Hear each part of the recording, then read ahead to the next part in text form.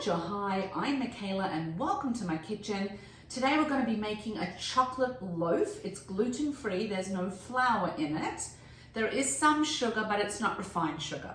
Super easy. We're going to take some oat flour. We're going to take some almond flour, some coconut and baking powder. I use organic coconut. I'm just going to mix the and some coconut sugar. I never put in the exact amount that they tell you. I always put in less.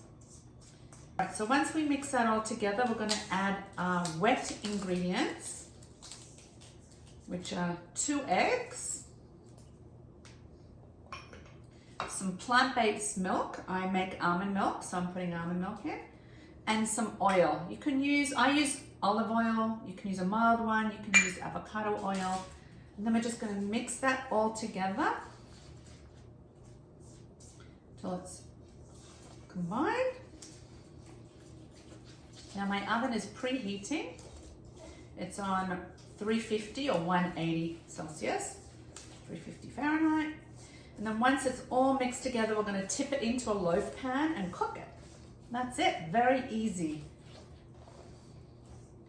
And that's what we like, easy, simple, healthier versions of recipes. And this makes a great snack. You can freeze it and you can slice it and freeze it individually too.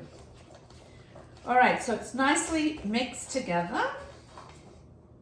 And now we're going to pop it into our loaf pan. Smells good. Now again, anything that has almond flour and not traditional flour, it won't rise as much, although the baking powder's in there to help it rise.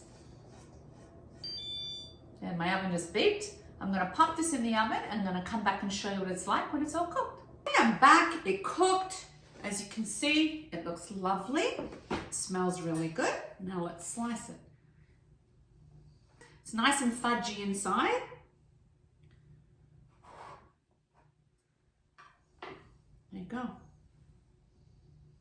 It smells amazing. There you have it.